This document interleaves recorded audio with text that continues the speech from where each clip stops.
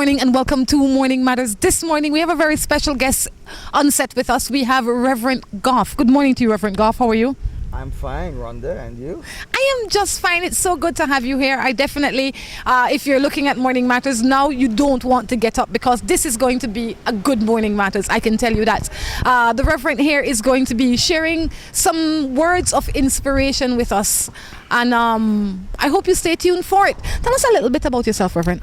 Okay, Rhonda, my name is David Goff, and I'm a Methodist minister with the Methodist Church in the Caribbean and the Americas, the MCCA. I am stationed in the Belize, Honduras district, and I'm a Belizean by birth, Belizean national. And I've served my church as head of the Methodist Church in this district as district president for 9 years. Wow. Yeah. Must be an awesome place to be. Currently, I'm serving as the superintendent of Wesley Circuit at the historic Wesley Methodist Church on Albert Street, Belize City. Doesn't get more blessed than that, does it? All right. If you've not seen Morning Matters before, let me tell you a little bit about what Morning Matters is like. Morning Matters is where people send in their questions. They have a lot of questions. Most of their questions are relationship based.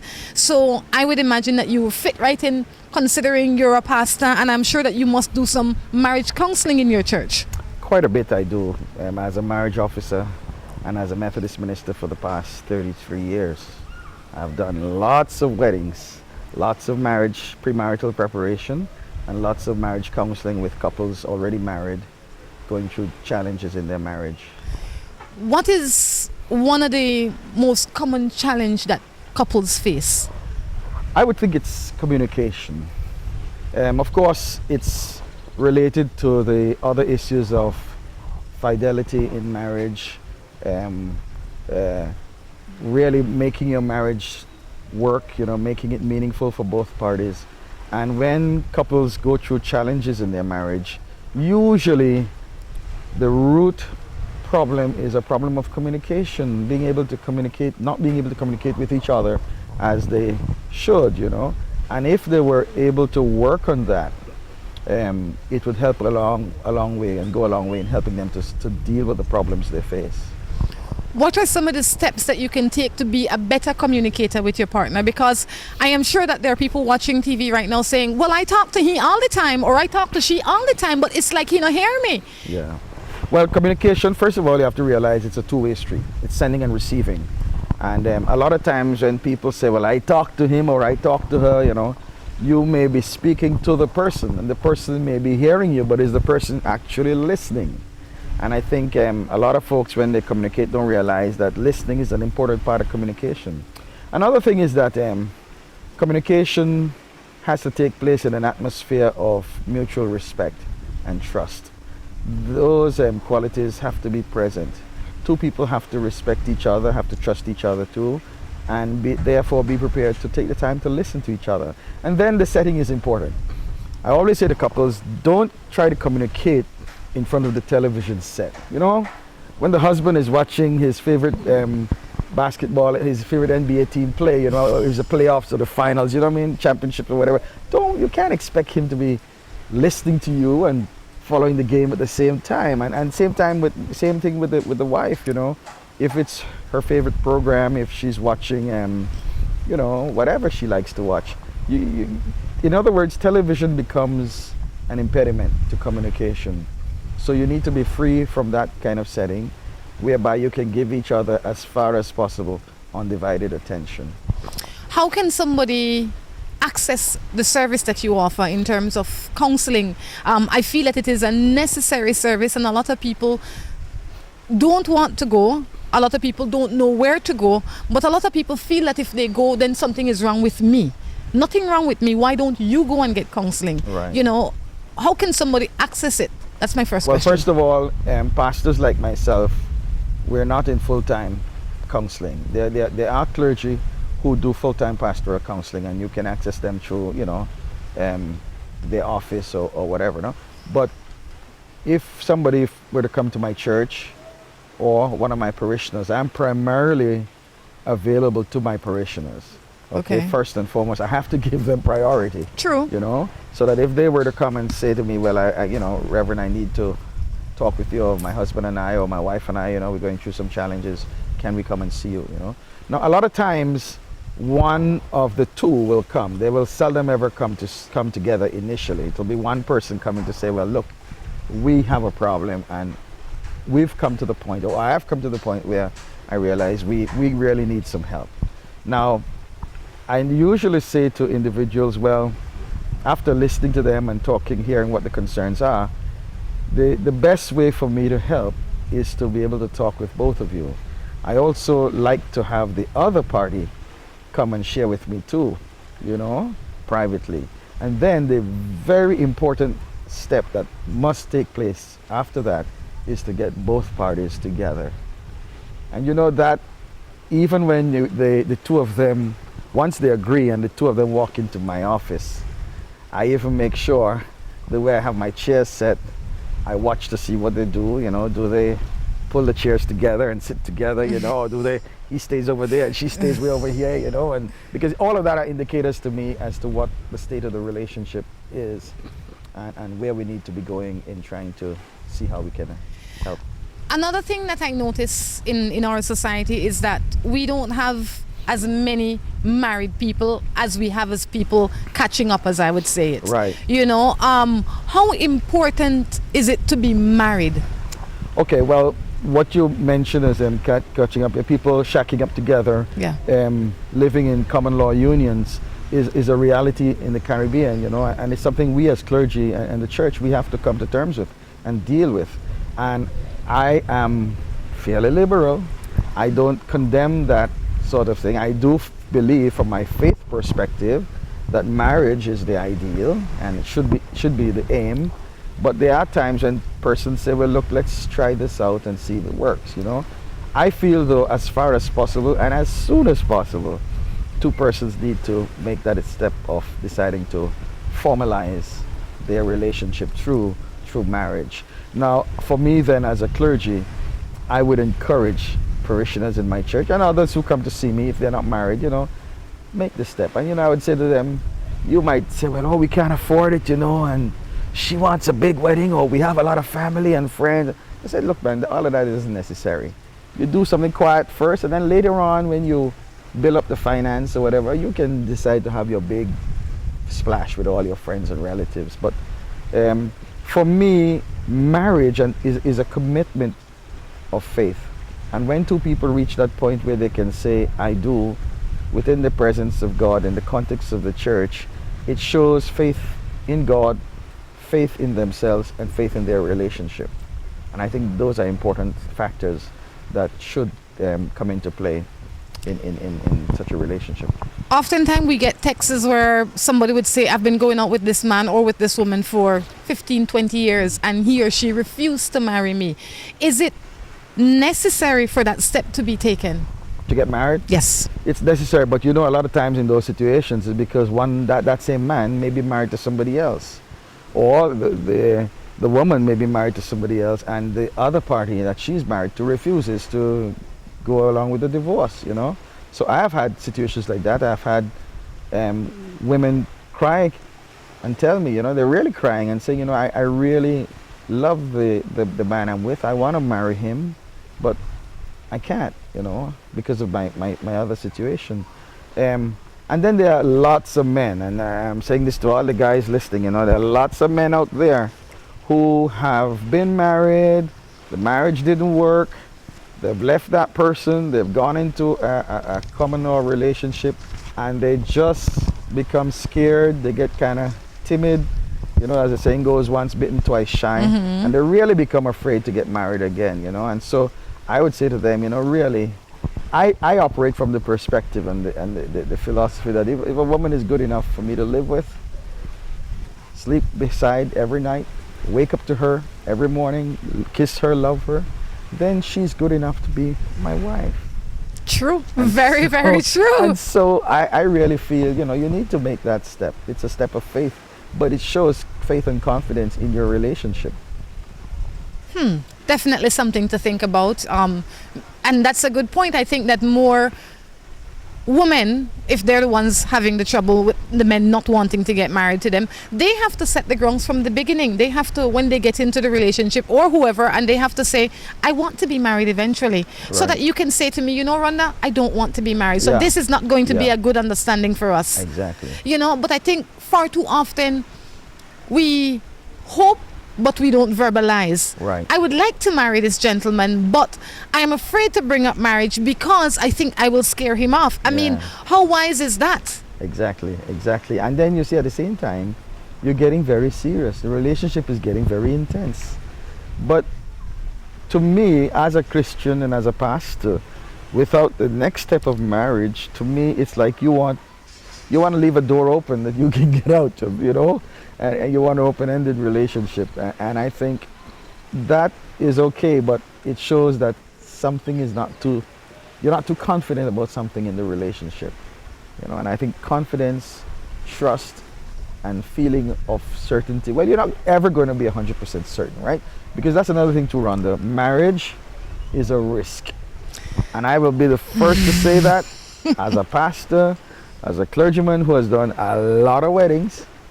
Marriage is a risk. It's a very vulnerable relationship. A writer called it, referred to it as the fragile bond. You know, and so you have to face that. The whole thing of two persons coming together, the whole idea of two persons coming together in a relationship like marriage, which is a lifelong union, shows, you know, that marriage is really, when you look at it, it's a miracle. It's a miracle that two people can come together and live together and be faithful to each other, you know, live 50, 60 years in their marriage. And I've had persons say, oh, you know, we've been married 50 years, you know, and we never had an argument. We never been mad, you know. And I said, come on now. You've probably never been Come married. on now. Or they were on. living apart. Come on now. But you know, I mean, because you do, in any marriage, as in any relationship, there will be times it breaks down. There will be times you'll have disagreements, misunderstandings. There will be times you will literally feel, why did I ever get into this? But God willing, because you have something special, you will be able to ride out those storms or those challenges and move on. Why do you think that so many people are so hasty? I feel like that is the term to use for the decisions that we make these days. As soon as it's not working out, I'm leaving you, you know. Yeah. I am through the door. Yeah. I have no time to bother with you, you know. You talk to me too hard, I gone through the door. Why do you think that we're like that? Because I think back in the day, we're a little bit more patient. Our parents were a little bit more understanding, a little bit more patient. I think that's why their marriages last and ours are not lasting. Right, right. People are more tolerant of each other. But you know, one of the basic and fundamental reasons is the world we live in. We live in a high-tech world, a world of instant communications, the internet and all of these things, you know, and people want to do things and they want to do it now. They want to see things happen right away. They want something to work and it must be perfect and that sort of thing. And it doesn't always work that way. And so two people have to learn to be tolerant with each other, have to learn to meet each other halfway, have to learn to give and forgive, to bear and forbear. You know, and I know that And a lot of people want to, by the way, don't want to give, but they don't want to forgive. it's so hard sometimes to forgive, though. I mean, some things shouldn't, in my opinion, should not be forgiven. I don't know how you feel about that. You'd probably say that everything should be forgiven at least one time. Some things in my mind just should never happen and should not be forgiven. How do you get past something like that? Well, I operate from what my Lord said. No, Jesus said, you know, we must learn to forgive each other. And he says not 7 times, but 70 times 7. And he says that, and that means that you forgive as often as is necessary. Now, let's dissect that a bit. There are situations that the other person may have done something that really, really hurts and cuts deeply, and you find it really hard to forgive the person. Well, that is where you really got to work at it together, and maybe sometimes you need to go and see a counselor, or you, the individual who is having the hurt and having the difficulty forgiving the other one, might be the one who needs to then go and see somebody that can help him or her work through some of the pain and some of the issues so that you can move beyond it. Because another thing too, if you hold on to a hurt and nurse it, then it's always going to be there, and it's always going to bring pain and sorrow and heartache for you. But Reverend Goff, you know there are some relationships where the man or the woman is a habitual cheater. Well, yeah. You know. Yeah. And so how do we know when, for me one time is too much, but how should the average person deal with that? Right. Well, in a situation where, you know, somebody says, look, I'm sorry, I really didn't mean to do it, and it's not going to happen again, you got to take them at their word. But if it happens over and over again, then you have to really draw the line. And listen, there are some instances in which relationships really get into rough waters, high seas, and two people with the very best intentions who have gone to the altar and made their commitment before God find themselves in dire straits in their relationship. I believe in some of those instances they may need to look at themselves seriously and look at each other and say, well, look, this isn't working out. And don't be afraid to say, look, we've tried, but it's not working, and we just need to just step back a bit, you know? Because, and I say this to couples when they come to get premarital counseling and preparation for weddings, relationships are born, but relationships also die. And you have to face the reality of that, and don't always feel that at all costs you have to save this marriage or save this relationship. Sometimes you're doing more hurt than good, more harm than good, more damage than helping. And so you try your best, you put your best foot forward, you put your best efforts, use your best efforts to save a relationship and to make it work. But don't be afraid to look at it seriously and admit that, look, we have a problem here, and maybe we do need some time out or to step back and decide to give each of us time to decide where we're going with this. On that note, we're going to take a break and we will be back. Is there a possibility of 2 or more men being the father of your child, and you want a free paternity test to prove which one is? If so, email us today at morningmatters@gmail.com with your story. Imagine a place where you wake up to the sound of birds, enjoy delicious meals, spectacular tropical sunsets, and starry nights. Imagine no more. Log Cabin is just that place. Our 45-acre hillside location is a mass of orange trees, palms, and local flora. Facility consists of spacious cottages, an open-air dining room and bar, gift shop, deck, and swimming pool. We are known for our rustic yet comfortable accommodations and personalized hosting. We arrange tours to all the popular destinations. Visit us online at logcabins-belize.com or at mile 68 Western Highway. Log Cabin also offers special group rates. Log Cabins, come experience the best of Belize while staying with us. From the company who brought you Buendia freeze-dried coffee, Gris 100% pure Colombian coffee is made in Colombia, considered among the finest coffee regions around the world. Naturally freeze-dried, Gris 100% pure Colombian coffee is exposed to less heat than other coffee brands to preserve the flavor and aroma to make the perfectly convenient cup of coffee you deserve. Have a buenos dias with Grace.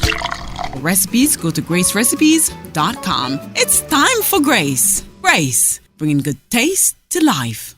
Whether it's your life you're trying to sweeten or someone else's, make it Moho Chocolate. At Moho Chocolate, we produce the finest quality chocolate.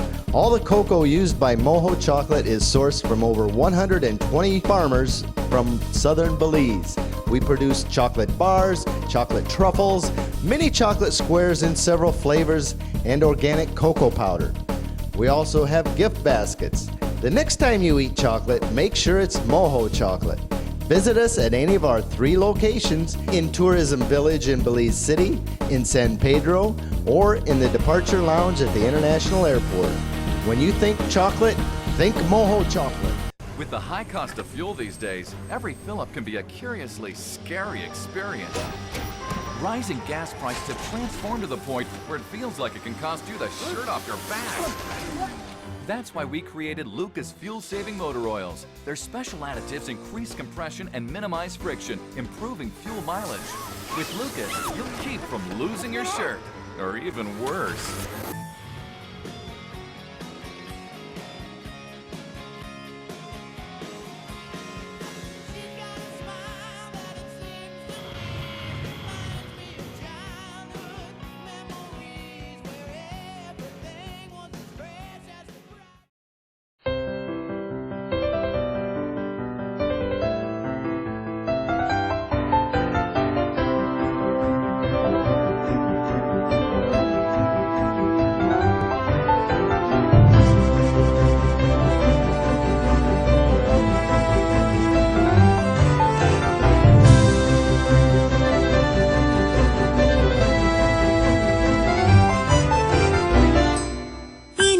oficina.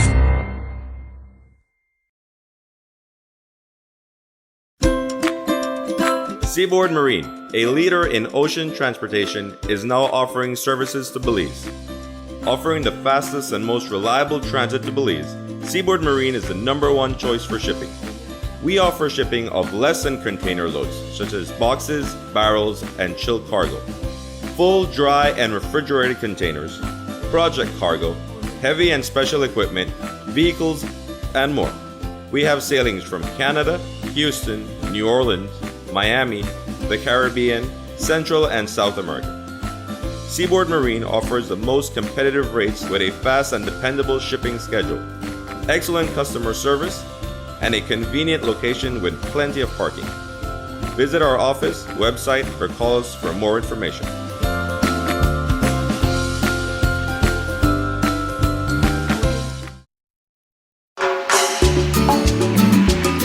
Looking for quick and easy baking? Try Grace Baking Powder. It comes in a convenient 10-gram packet. Grace Baking Powder. Great for my pancakes, waffles, fry jack, flour tortillas, muffins, waffles. Wow! How quick and easy. Grace Baking Powder. So convenient, easy to store. You love it.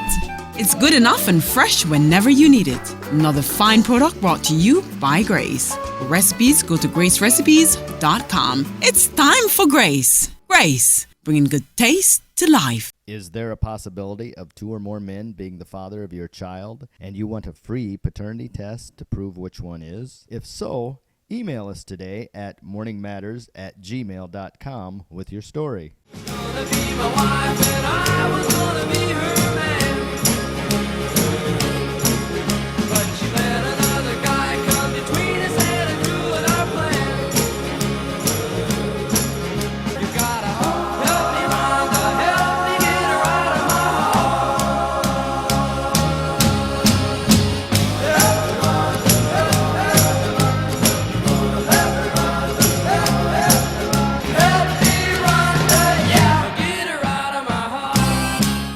Welcome back to Morning Matters. Reverend Goff in with me this morning. Now we're going to jump into the questions. Okay. Right? So let's see what we're going to start with. We'll start with the first one. This one says, I am in love with a married man. He keeps telling me that he loves me and his marriage is not working. The only reason that he's still with his wife is because of his children. What do you think I should do? Because I really love him. Well, a relationship like that, given the present realities that he finds himself in, whereby he feels tied and committed to his wife because of the children, is a relationship that really isn't going anywhere. I mean, you have to face facts. As much as you love him and as much as he loves you, until something can change there, that is, if he really isn't working out with his wife, then they need to decide where they're going in their relationship. And he really then, if he is going to be meaningfully a part of your life, he needs to then be fully available to you. Yeah, I mean, I think far too often people subject themselves to positions they don't need to subject themselves to. If this man was truly in love with you, in my opinion, Right. he would have left that Exactly. situation a long time ago. Exactly. He's telling you what you want to hear so that he can get the end result that he wants. Exactly. And so therefore, even though, speaking from the Christian point of view of marriage, he has a responsibility and a commitment to his wife and to his children. Yes.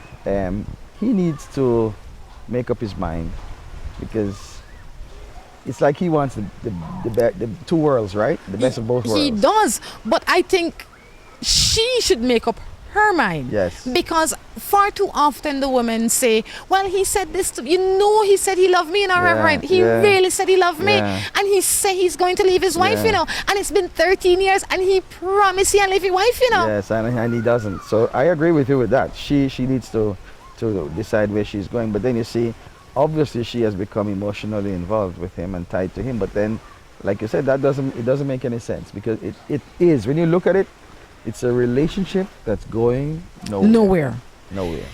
I have my boyfriend, but I have a friend that really likes me. And he knows that I have my boyfriend, but he's in love with me.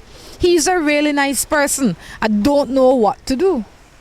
Hey, she needs to make up her mind too and decide who she really wants to be with. You can't, I mean, you see, and that's a part of the problem with relationships in our world, you know.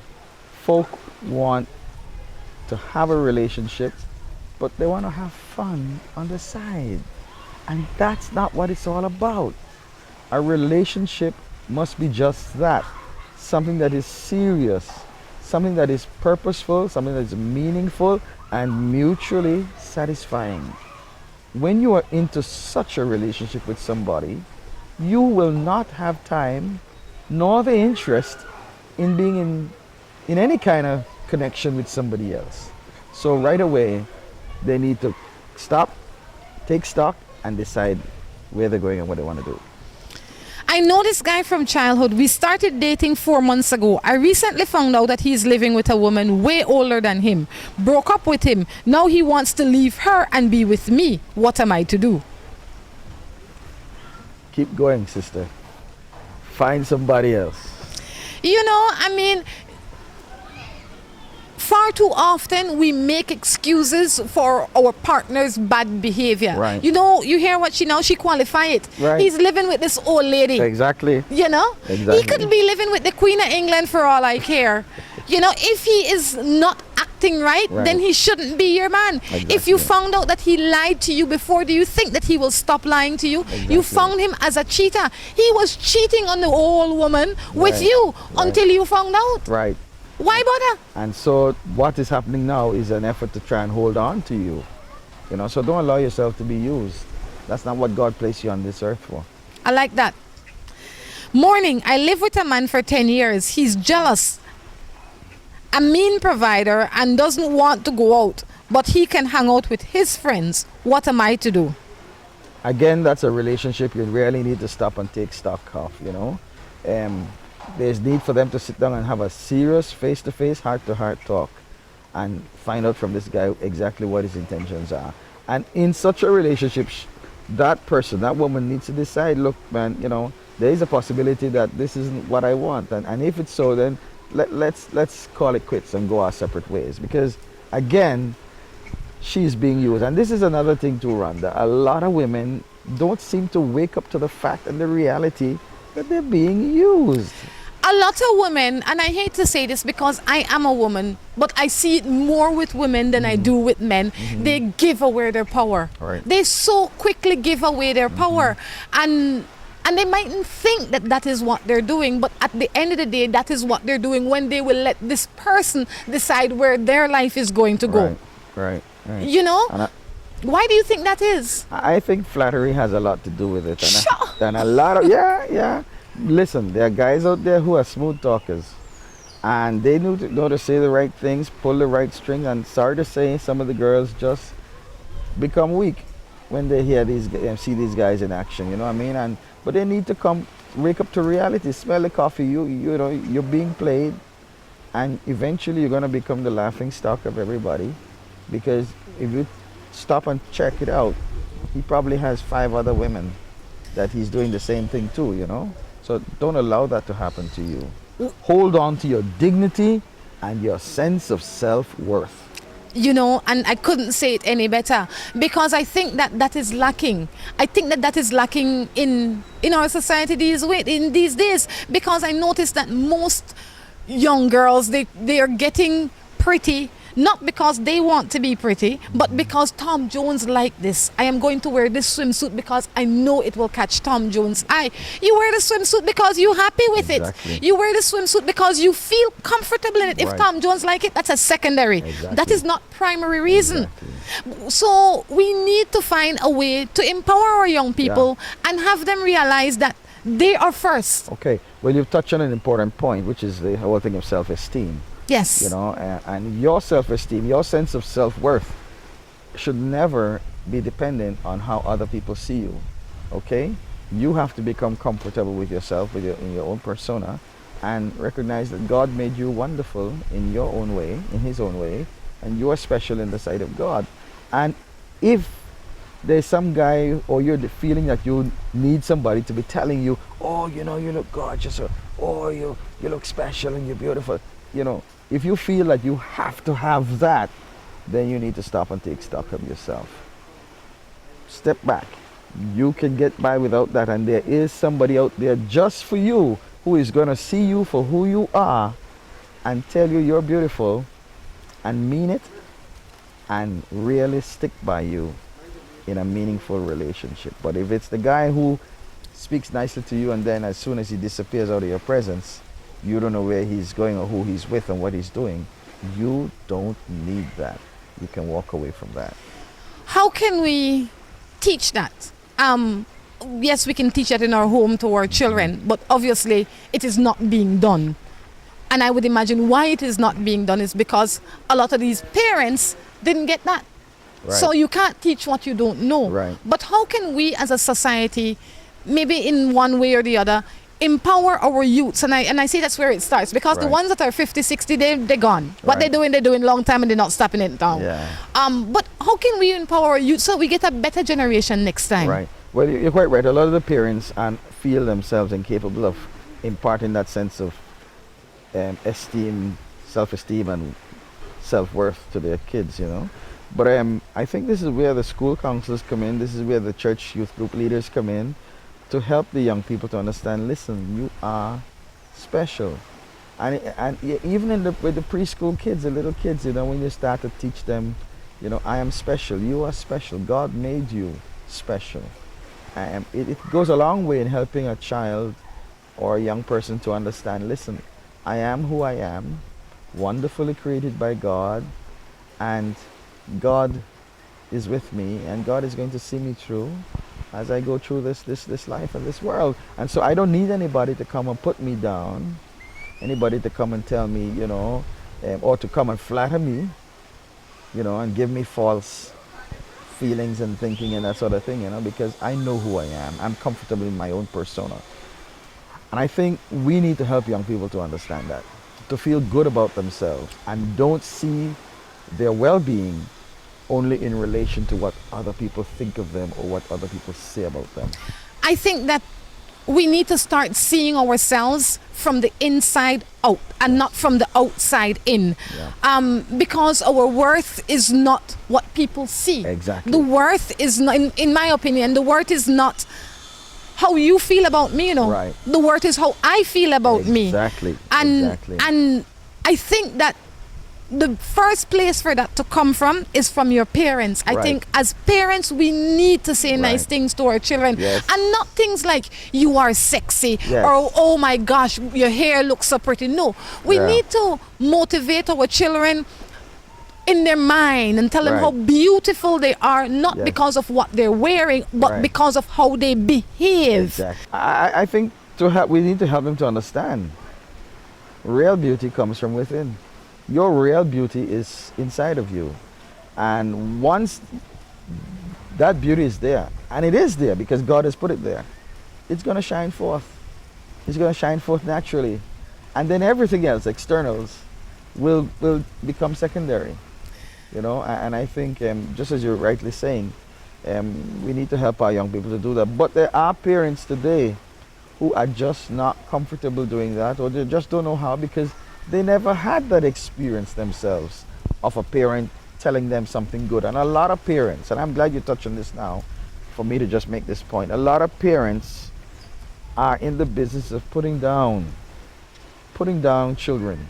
You know, you're no good, you know, and you're worthless, you know, and you won't amount to anything, and you know, and you're just like you're no good pie, you know, and that sort of thing. And that doesn't help a child, doesn't help a young person.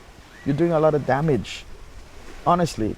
And so good messages that build, that affirm, messages that help them to understand and to appreciate who they are, not just externally but from within, are the kind of messages that we need to share and pass on to our young people. You know, and it's so true, but we come from a society where parents, you do one good thing, that's okay. You do one bad thing, you hear about it for the whole week. Yeah. You know, and I think that is why some people continue to do bad things because You don't expect anything else. you don't expect nothing else. Yes, I don't want to yes, shock you. I yes. want to keep you normal. Yeah. Well, And I think too that parents also need to affirm their children when they do well, you know. Yes. When they do well, you know, because some parents do come down on them pretty hard when they mess up, you know. And they will make their mistakes. I mean, who among us did make mistakes? I made my share of mistakes as a youngster growing up. But you know, when you have parents who are understanding and who are patient with you, firm, of course, they're not going to condone the wrong that you did, and they're not going to ever tell you, oh yeah, man, go ahead, man, live life, have fun, do whatever you feel. Yeah. No. But who at the same time will not discard you, will not abandon you, will not abuse you with negative messages. You know, parents who will just tell you, okay, well, you need to do better. This is where you messed up. This is where you went wrong. And I think we need more of that. Stand by your youth, your young person, your daughter, your son. Don't abandon them. Walk with them. Support them in the good things and help them as they go through the difficult times. Let them know that you're with them. You know, and this is a matter that came in a few days ago, I think, but I'm going to bring it up again because I think that you can be of help to this family. The woman was saying that she found out that her 14-year-old daughter is pregnant, and that is a blow to her. She would like to know how to deal with that issue. Right. Well, definitely, that's every parent's nightmare. You know, you never want to hear that about your 14-year-old daughter. I mean, she is your princess, and you're looking forward to all the good things for her. But there comes a point where you have to acknowledge and accept that it has happened. Now, what do we do about it? And it matters a whole lot. That young person already feels bad about herself. She already realizes now, look, things are going to change for me. It's going to affect me in school. It's going to affect my relationship with my friends. It's going to affect how they see me, how my peers see me. So she's going to be under tremendous pressure. This is not the time to abandon her. This is the time for you to be there for her. Of course, you're going to let her know that it's unfortunate what has happened, and you know, we're sorry that this has happened, and you know, but at the same time, I want you to know that I love you still. You're still my child, and I'm going to be with you. I'm going to help you as much as I can, and together we're going to get through this, and we're going to move beyond. Good. I live with my boyfriend. He's a police. He's lazy. I do everything in the house. Now he in the cheat. And cause I see the text from the next woman who is 17. But he jealous me a lot. And I am not cheating. What am I to do? Find another man.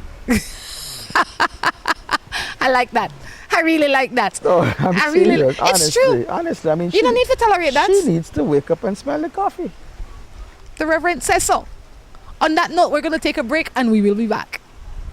Is there a possibility of 2 or more men being the father of your child, and you want a free paternity test to prove which one is? If so, email us today at morningmatters@gmail.com with your story. Imagine a place where you wake up to the sound of birds, enjoy delicious meals, spectacular tropical sunsets, and starry nights.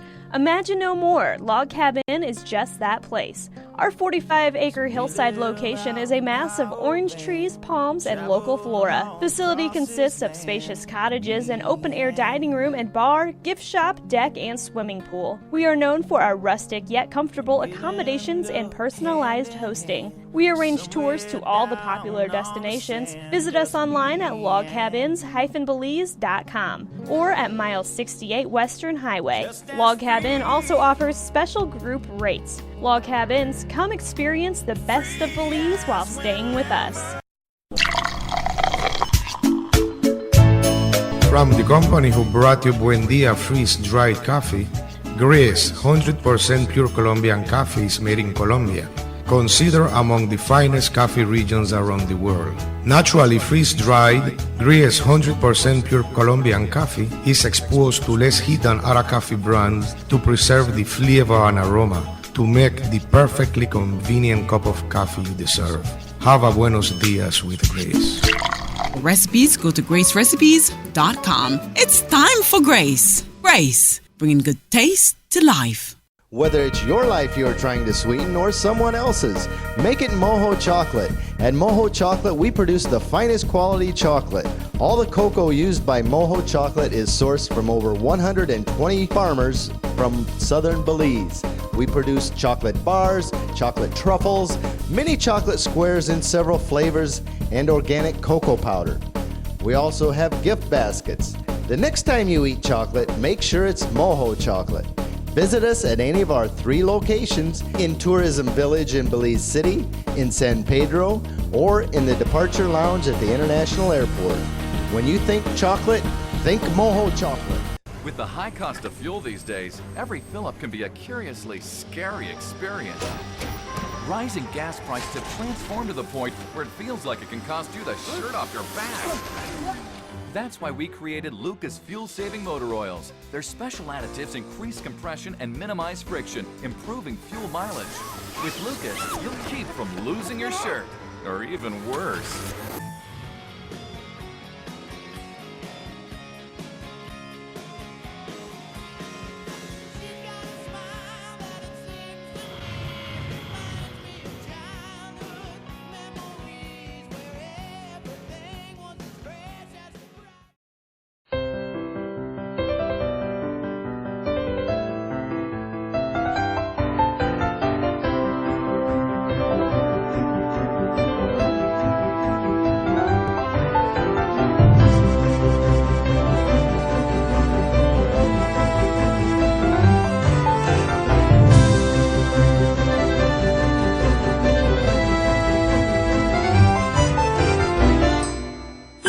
fascina.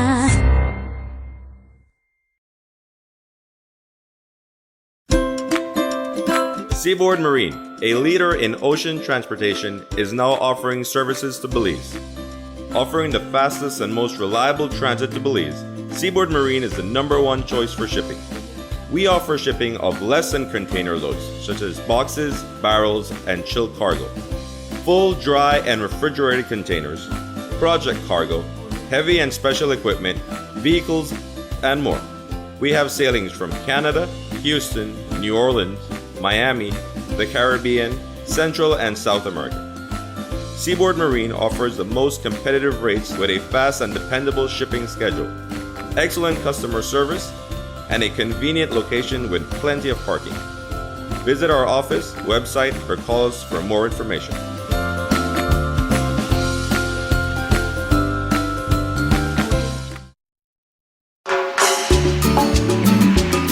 Looking for quick and easy baking? Try Grace Baking Powder. It comes in a convenient 10-gram packet. Grace Baking Powder. Great for my pancakes, waffles, fry jack, flour tortillas, muffins, waffles. Wow! How quick and easy. Grace Baking Powder. So convenient, easy to store. You love it. It's good enough and fresh whenever you need it. Another fine product brought to you by Grace. For recipes, go to gracerecipes.com. It's time for Grace. Grace, bringing good taste to life. Is there a possibility of 2 or more men being the father of your child, and you want a free paternity test to prove which one is? If so, email us today at morningmatters@gmail.com with your story. Gonna be my wife and I was gonna be her man, but she let another guy come between us and ruin our plan. You gotta help me, Rhonda, help me get her out of my heart. Help me, Rhonda,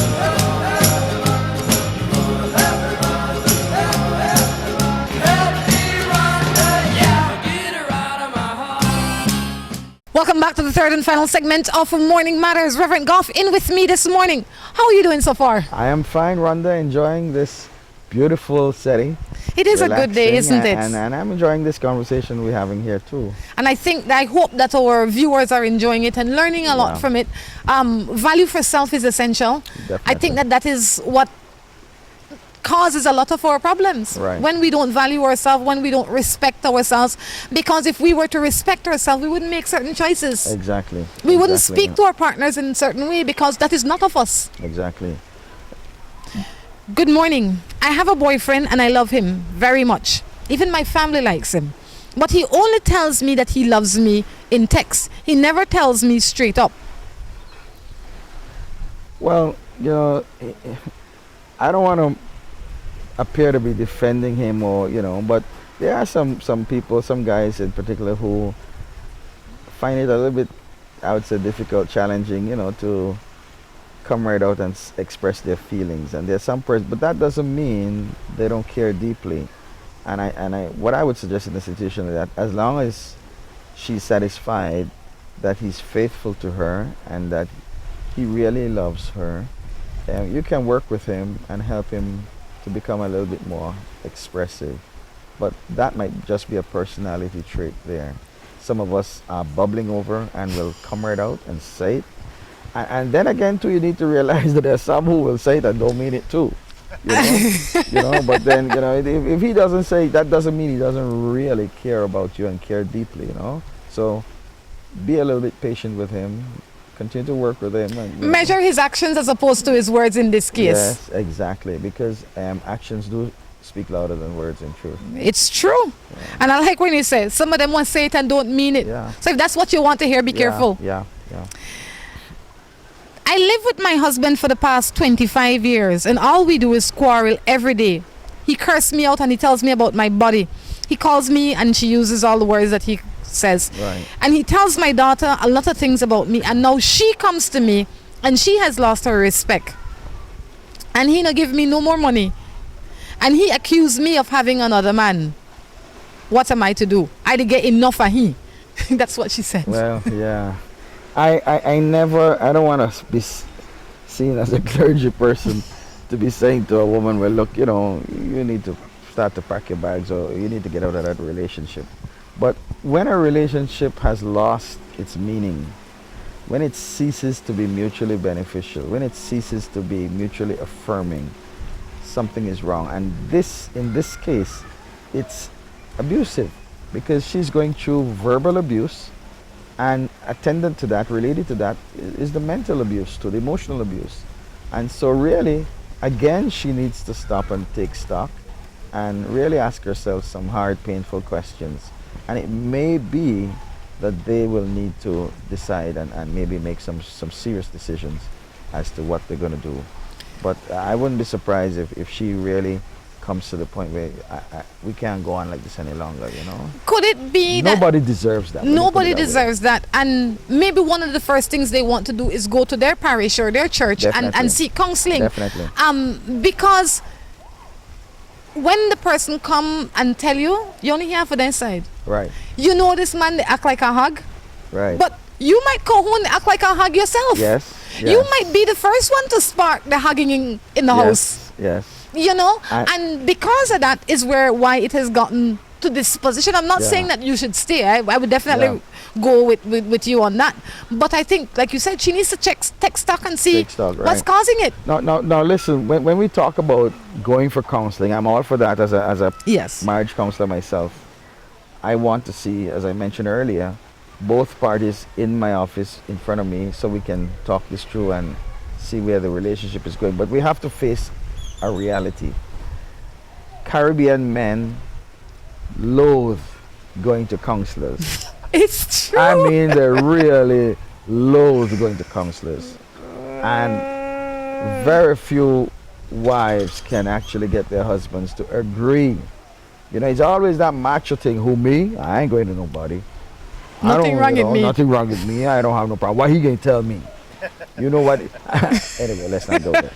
But the point is that, it's a real challenge. It is. To get that husband into the counselor's office. And where you do so, man, I want to shout hallelujah. Now let's see what we can do here. But essentially, you're quite right. You want to go and try. And I usually say to couples, you possess within yourselves, the resources and the wherewithal to deal with the problems and the issues you're facing. So try to, and this is why we come right back to what you asked me, what is the most important thing that's lacking or concern? We come right back to communication. Once you can communicate with each other and you can sit down and let's say, listen, we have a problem here. Let's talk it through. and you can listen to each other and hear each other out, hopefully by God's grace, something good, something positive will come out of that, whereby you say, well, okay, yeah, we need to, both of us agree, we need to work at this. I usually say to couples, so try that first. Try to deal with it within yourself. When you've tried and that has failed, it's not working, the problem is getting worse, don't continue to watch it get worse, progressively worse, until it becomes a big problem and it explodes. Because there's no use crying over spilt milk. Find somebody, find a professional that you can go to for help. And remember now, there are times when even after you go for help, it's still not working. Then you have to make the hard, painful decisions. But you have to think of you, and I don't think anybody should feel guilty when you realize this just isn't working. It's causing pain. We're causing pain to each other. We're causing pain to the children. You know, you got to make some decisions at that point. It's true. I mean, this is not what you signed up for. The contract has shifted. No. I live with this man for 31 years, and he's having an affair with a 25-year-old girl, younger than his child. What am I to do? Hey, Sure. You know what I'm going to say there. Sure. I But mean, before yeah. you tell her to leave, because Yeah. I would say she really wasting her time. Uh-huh. But why is it? And I see this all the time.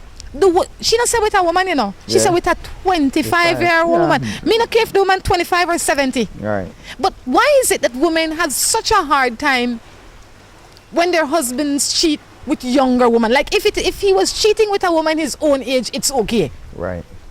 I don't get it. It's because it's the competition, Rhonda.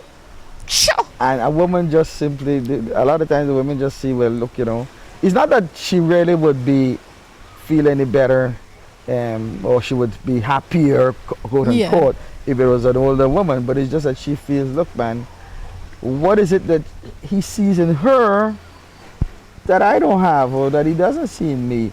And look, man, he should be looking at me and we should be in something meaningful together rather than him running around with somebody who is younger than his child. You know. So a lot of times too, we got to call these men into accountability too. All right. But I think also a lot of times when you send your text to Morning Matters, it's not the first time that in 31 years, Right. this can't be the first time that this man is cheating. And we teach our partners by what we tolerate how to treat us. Right. So if in 31 years he has been able to cheat on you, now he just might be taking the numbers lower and lower and lower and lower, and anything Yeah. over 18 might be acceptable to him. So you have to look at yourself and say, look, have I accepted this for too long? Right. And do I want to continue to accept this nonsense? Right.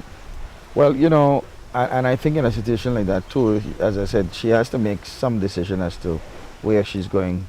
But at the same time, it's not always easy to do that, you know, because It's tough. You find a good place. especially when children are involved. There are lots of things you may have entered into, purchasing a home together. You may have investments together, you know, and it can be a very messy affair trying to go your separate ways. But at the same time, we have to encourage individuals to think of yourself, think of your future, think of your children, and think of what you want. Because there's no point you becoming upset and miserable and you can't function on your job. You go to work and you can't do your work because, you know, you're so bitter and upset. You become upset with everybody who says anything to you, and people become unhappy in your, you know, they don't want to be around you. You need to really decide where you're going. And this is why sometimes I might sound harsh, I might sound very uncharacteristic as a clergy person. How can the Rev be saying to go or to leave, you know? But listen, sometimes you got to just make that hard, painful decision. Why do you think that it is so easy, for lack of a better term, and almost acceptable for Caribbean people to cheat? I mean, it seemed to me that is the place where it is most acceptable. I see other cultures cheat, but they don't brag it up. If you are from a different culture, if you're cheating, you don't take out all your friends with the sweetheart. You try and keep it hush hush. But here, if this man cheating, he taking her out with all him buddies and they're drinking beer together and he go home to his wife later. Why do you think that it is so easy for that to happen in our society? That because we are in a society, we have a matriarchal society, but in very many respects, the male has that image and that macho image, and a lot of things have become acceptable, and it's okay for a man. For instance, why is it okay for a man to cheat and to have women, but the very first man that a woman cheats with, She bad? oh, you call her a whore and she's a prostitute and all kind of thing, you see? And the point is that our society, Caribbean societies, tend to give men a lot of leeway and opportunity to that, because we kind of find that, okay, so what? He has other women, you know. Sure. But, and I think it's very wrong. It's very wrong, and it's very disrespectful to our women. And I think it should not be tolerated. I think Really. our women need to start standing up for themselves. definitely. We need to stand up for ourselves. We as women need to say, I will not cheat and I will not tolerate you cheating Right. on me. And Right. until we can get to a place like that, we're forever going to be unhappy. Right. You know, and a lot of people look and they says, well, you could say that, Ronna, and la la la. Yeah.